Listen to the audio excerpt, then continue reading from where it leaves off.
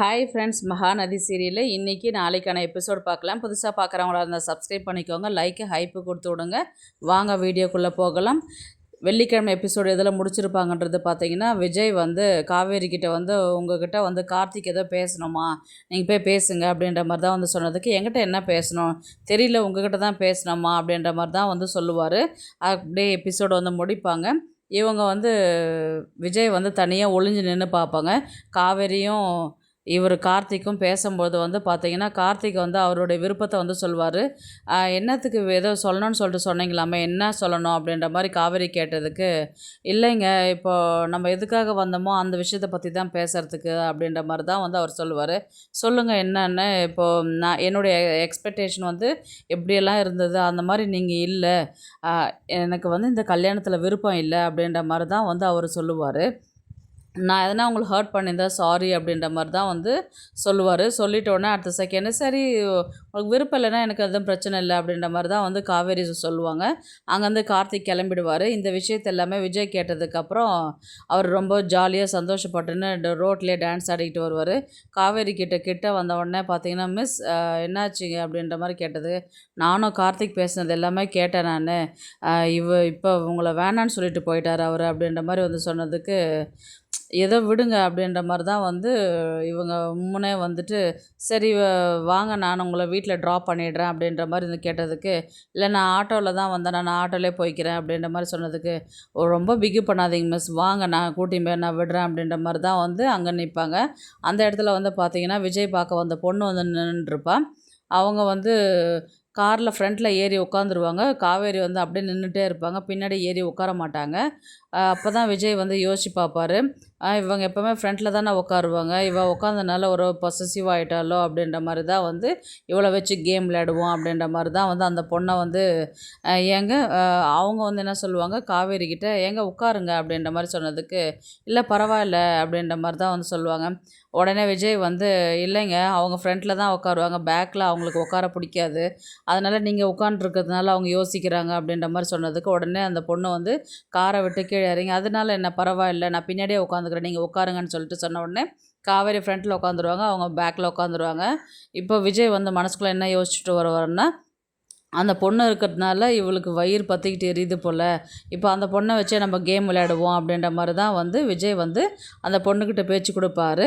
அந்த மாதிரி டீ கடைக்கு போகிறதுக்கு முன்னாடி ஏதோ சொல்லிட்டு இருந்தீங்க, நான் தலைவலினால என்னால் கேட்க முடியல, என்னன்னு சொல்ல முடியுமா நீங்கள் அப்படின்ற மாதிரி தான் வந்து அவர் கேட்பார். உடனே அவங்க, இல்லை உங்களுக்கு என்ன விருப்பம் இல்லையோ என்னவோ கோவில்லேருந்து, அதனால் என்னை அவாய்ட் பண்ணுறீங்களான்றதாக கேட்டேன் நான் உங்ககிட்ட, நீங்கள் எதுவுமே ரெஸ்பான்ஸ் பண்ணவே இல்லை அப்படின்ற மாதிரி தான் வந்து அந்த பொண்ணு கேட்பா. அப்படிலாம் ஒன்றும் இல்லைங்க, கொஞ்சம் டென்ஷனால அது என்னால் பதில் சொல்ல முடியல.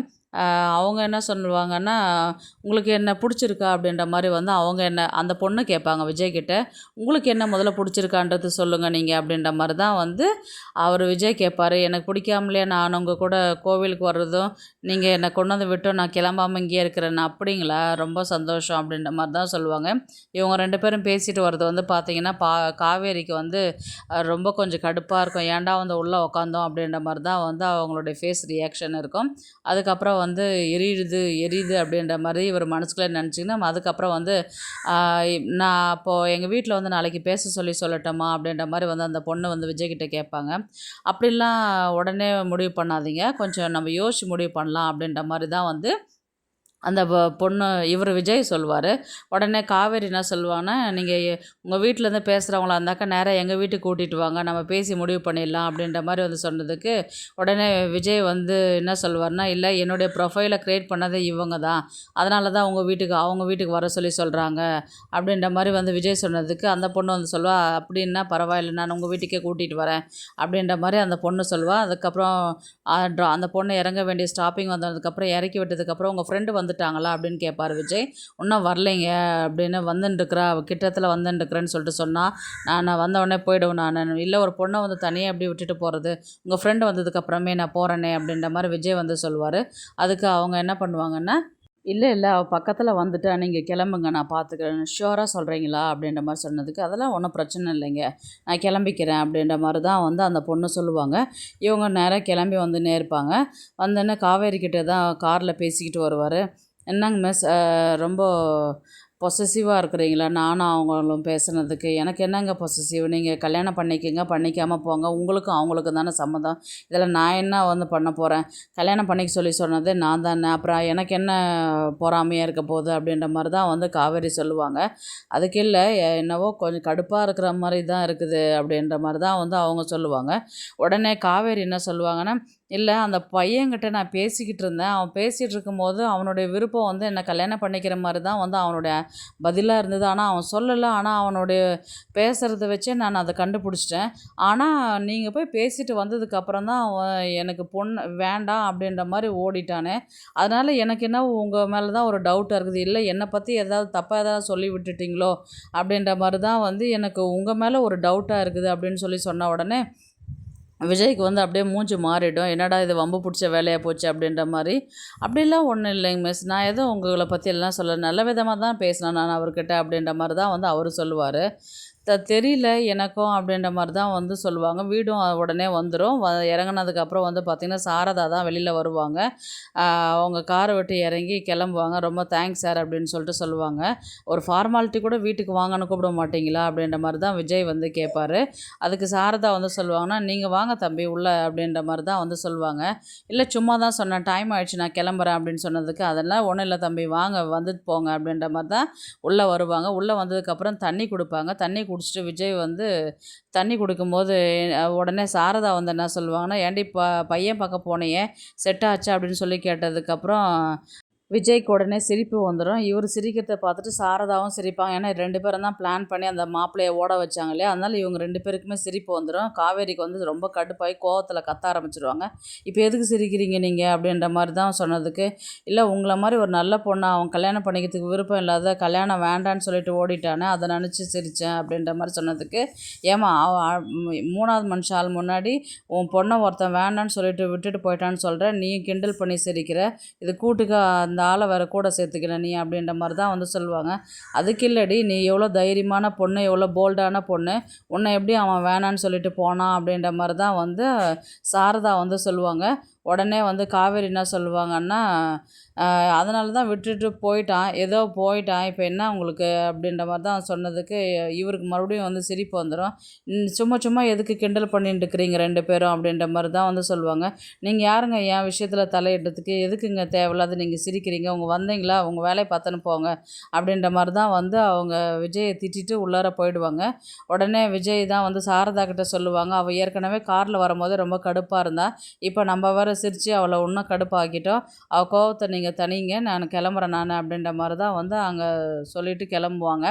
உடனே வந்து பார்த்திங்கன்னா இவங்க சாரதா வந்து பார்த்திங்கன்னா காவேரி கிட்ட பேசுறதுக்கு போவாங்க. உடனே ஏய் என்னடி அப்படின்ற மாதிரி தான் வந்து பேச ஆரம்பிப்பாங்க. என்னம்மா நீ இன்னும் ஒரு 3வது மனுஷால் முன்னாடி ஒரு பொண்ணை வந்து உன் பொண்ணை இன்னொருத்தன் கல்யாணம் பண்ணிக்காத போயிட்டான், அது அந்த ஆள் கூட சேர்ந்து நீ கிண்டல் பண்ணுறே, உனக்கு வெக்கமா இல்லையா? உன் பொண்ணாக இருக்கிறன்றதே எனக்கு கொஞ்சம் டவுட்டாக தான் இருக்குது. ஏன்னா அந்த ஆள் தான் உனக்கு முக்கியம், அந்த குடும்பம் தான் உனக்கு முக்கியம்னா நீ வேணால் தயவுசெய்து அவங்க வீட்டுக்கே போய் இருந்துக்கம்மா, நான் வேணால் இந்த வீட்டை விட்டு வெளியே போயிடுறேன் நான் அப்படின்ற மாதிரி தான் வந்து அவங்க சொல்லி திட்ட ஆரம்பிப்பாங்க. உடனே இங்கேருந்து தயவுசெய்து என் முன்னாடி நிற்காதம்மா, உன் மூஞ்ச பார்த்தாவே எனக்கு எரிச்சலாக இருக்குது, எனக்கு கொஞ்சம் கூட உன் மேலே பாசமே இல்லை, அந்த ஆள் தான் முக்கியம், அந்த ஆள் பொண்ணு தான் முக்கியம் அப்படின்ட்டு தான் நீ இருந்த அப்படின்ற மாதிரி தான் வந்து காவேரி சொல்லும்போது இவங்க சாரதா வந்து கோச்சிக்கிட்டு வெளியில் கிளம்பி போயிடுவாங்க. போனதுக்கப்புறம் வந்து பார்த்திங்கன்னா அடுத்த நாள் காலையிலன்ற மாதிரி தான் வந்து காமிச்சு எபிசோடை வந்து முடிப்பாங்க. அடுத்த நாள் வந்து பார்த்திங்கன்னா இவங்க ஸ்கூலுக்கு கிளம்புறதுக்கு ரெடி ஆகிட்டு வந்து நிற்பாங்க. அந்த நேரம் பார்த்திங்கன்னா அந்த பலூன்லாம் வந்து சாரி சாரின்னு எழுதிட்டு விஜய் தான் வந்து உட்காண்ட்ருப்பார். என்னன்னு பார்த்தீங்கன்னா நைட்டு வந்து அவங்கள டென்ஷன் பண்ணிவிட்டு கோவப்படுத்திட்டு சிரிச்சதுனால அவர் சாரி கேட்குறதுக்காக பலூனில் எல்லாத்துலேயுமே சாரி சாரின்னு எழுதி காமிச்சிட்டு இருப்பார். இவங்களுக்கு ஒன்றுமே புரியாது. எங்கள் அம்மா எங்கே, அம்மா இல்லை, இவர் இங்கே உட்காந்து பலூன்லலாம் அந்த மாதிரி சாரி எழுதி வச்சுருக்கிறாரு, என்ன விஷயம் அப்படின்ற மாதிரி தான் விஜய்கிட்ட போய் கேட்க போவாங்க. அதுக்கு அவங்க என்ன சொல்லுவாங்கன்னா, சாரி மிஸ், இப்போ நான் உங்களுடைய ஃபீலிங்ஸை புரிஞ்சுருக்கணும், நான் சிரிச்சது தப்பு தான், அதனால் சாரி அப்படின்ற மாதிரி கேட்டதுக்கு அதெல்லாம் நான் ஒன்றும் நினைக்கலைங்க அப்படின்ற மாதிரி சொல்லுவாங்க. திரும்ப என்ன சொல்லுவாங்கன்னா, அப்போ பண்ணுறதெல்லாம் பண்ணிடுறீங்க, திரும்ப வந்து சாரி கேட்டால் என்ன அர்த்தம் அப்படின்ற மாதிரி சொன்னதுக்கு, ஏதோ நானும் கோவத்தில் பேசிட்டேன் சாரி அப்படின்ற மாதிரி தான் இவங்களும் சொல்லுவாங்க. அதனால் ஒன்றும் இல்லைங்க மிஸ் அப்படின்ற மாதிரி தான் வந்து விஜயும் சொல்லுவார். சரி நீங்கள் இன்னும் ஸ்கூலுக்கு கிளம்பலையா அப்படின்னு கேட்டதுக்கு இதை கிளம்பின்னு இருக்கிற ரெடி ஆகணும் அப்படின்ற மாதிரி தான் வந்து சொன்னதுக்கு இல்லை எங்கே உங்கள் அம்மா இல்லையா அப்படின்னு, இல்லை அம்மா எதனா கிச்சனில் இருப்பாங்க, இல்லைன்னா காய் வாங்கிட்டு வரதுக்கு எங்கன்னா போயிருப்பாங்க அப்படின்ற மாதிரி தான் வந்து சொல்லுவாங்க. இவங்க சரிங்க மிஸ் நான் கிளம்புறேன், நான் சாரி கேட்குறதுக்காக தான் நான் உங்ககிட்ட வந்தேன் நான் அப்படின்ற மாதிரி தான் வந்து சொல்லுவாங்க. நான் தப்பாக நினச்சிக்கல சார் அப்படின்ற மாதிரி தான் வந்து சொல்லுவாங்க. அடுத்தது வந்து பார்த்தீங்கன்னா சரி நீங்கள் கிளம்புங்க அப்படின்னு சொல்லிட்டு அவரை கிளப்பி விட்டுட்டு இவங்க அந்த பொண்ணுக்கிட்ட வந்து கார்த்திக் பார்க்க வந்தாங்க பார்த்தீங்களா, அந்த பொண்ணுக்கிட்ட வந்து கால் பண்ணி பேசுகிற மாதிரி இருக்கும். என்னென்னா நீங்கள் உங்கள் வீட்டிலேருந்து கூட்டிகிட்டு வரேன்னு சொல்லிட்டு சொன்னீங்க இல்லையா, நாள் ரொம்ப கடத்தாதீங்க, நீங்கள் சீக்கிரமாகவே கூட்டிகிட்டு போங்க. ஏன் நான் ரொம்ப நாள் கழிச்சு நாளைக்கே கூட்டிகிட்டு போங்க. நீங்கள் கூட்டிகிட்டு போய் பேச ஆரம்பிச்சிங்கன்னா கண்டிப்பாக வந்து அவங்களுக்கு உங்களை பிடிச்சிரும். ஏற்கனவே அவருக்கு உங்களை பிடிச்சிருக்குது, உங்களுக்கும் அவளை பிடிச்சிருக்குன்னு நான் நினைக்கிறேன். அதனால் நீங்கள் என்ன பண்ணுங்கள், உங்கள் வீட்டு ஆளுங்களாம் கூட்டிகிட்டு போயிட்டு விஜய் வீட்டில் போய் பேசுங்க நீங்கள் அப்படின்ற மாதிரி தான் வந்து காவேரி சொல்லுவாங்க. கண்டிப்பாக அங்கே நாளைக்கே போகிறேன் நான் அப்படின்ற மாதிரி தான் வந்து இவங்க அந்த பொண்ணு வந்து சொல்லுவாங்க. அதுக்கப்புறம் இவங்க இருக்கிற டென்ஷன் பிஸியில் வந்து பார்த்திங்கன்னா ஸ்கூலுக்கு கிளம்பி போயிடுவாங்க. கிளம்பி போயிட்டு வந்து வீட்டுக்கு வரும்போதும் பார்த்திங்கன்னா சாரதா வந்து இருக்க மாட்டாங்க. அம்மா அம்மான்னு இவங்க இங்கே அங்கேயும் தேடின்னு இருப்பாங்க. தேடிட்டு எதுவும் கிடைக்கலன்னொடனே திரும்பவும் அப்போ அக்கம் பக்கத்தில் விசாரிப்பாங்க. கடைக்கெலாம் வந்து போனாங்களா அப்படின்ற மாதிரியும் அங்கேயும் விசாரிப்பாங்க. அங்கேயும் இருக்க மாட்டாங்க. உடனே வந்து இவங்களுக்கு கொஞ்சம் பயமாகும். அப்புறமேட்டு தான் யோசிச்சு பார்ப்பாங்க, நம்ம பேசினது ஏதாவது அம்மாவை ஹர்ட் பண்ணியிருக்குமா அப்படின்ற மாதிரி சொன்னதுக்கு இந்த வீட்டில் இருக்கிறதுக்கு நானே எங்கேயோ போயிடலாம் அப்படின்னு சொல்லும்போது தான் அப்போ இவங்களுக்கு கொஞ்சம் ஒரு பயம் வரும். அதுக்கப்புறம் ஒரு படபடப்பாக வந்து இங்கேயும் அங்கேயும் தேடின்னு இருப்பாங்க சாரதாவை. உடனே வந்து பார்த்திங்கன்னா எங்கேயுமே கிடைக்காதனால கொஞ்சம் ஒரு பயத்துலேயும் ஒரு படபடப்புலையும் வந்து விஜய்க்கு வந்து கால் பண்ணி பேசுவாங்க. இந்த மாதிரி அம்மாவை வீட்டில் காணோம் அப்படின்ற மாதிரி தான் வந்து எங்கன்னு தெரியல, ஈவினிங்லேருந்து இல்லை அப்படின்ற மாதிரி சொல்ல ஆரம்பிப்பாங்க காவேரி. விஜய்கிட்ட தான் பேசின்னு இருப்பாங்க. விஜய் வந்து உடனே என்ன சொல்லுவார்னா, நீங்கள் பயப்படாதீங்க மிஸ், இந்த உடனே நான் 10 நிமிஷத்தில் நான் வீட்டுக்கு வரேன் அப்படின்ற மாதிரி தான் வந்து விஜய் வந்து சொல்லியிருப்பார். பார்க்கலாம் கதையை வந்து எப்படி எடுத்துகிட்டு போகிறாங்கன்றது. சாரதா வந்து உடனே கிடைப்பாங்களா, இல்லை சாரதாவை மிஸ் பண்ணிட்டோம் நம்ம பேசினது தப்புன்னு சொல்லிட்டு காவேரி நினச்சி வருத்தப்படுவாங்களா, இல்லை விஜயும் சாரதாவுடைய பிளானாக அதுன்றது தெரியல. பார்க்கலாம் கதையை வந்து எப்படி எடுத்துகிட்டு போகிறாங்கன்றது. இந்த வீடியோ உங்களுக்கு பிடிச்சிருந்தா ப்ளீஸ் லைக் பண்ணுங்கள், ஷேர் பண்ணுங்கள், சப்ஸ்கிரைப் பண்ணுங்கள். தேங்க்ஸ் ஃபார் வாட்சிங். இந்த வீடியோ உங்களுக்கு பிடிச்சிருந்தா ஒரு லைக் போடுங்க, நம்ம சேனலை சப்ஸ்கிரைப் பண்ணுங்க.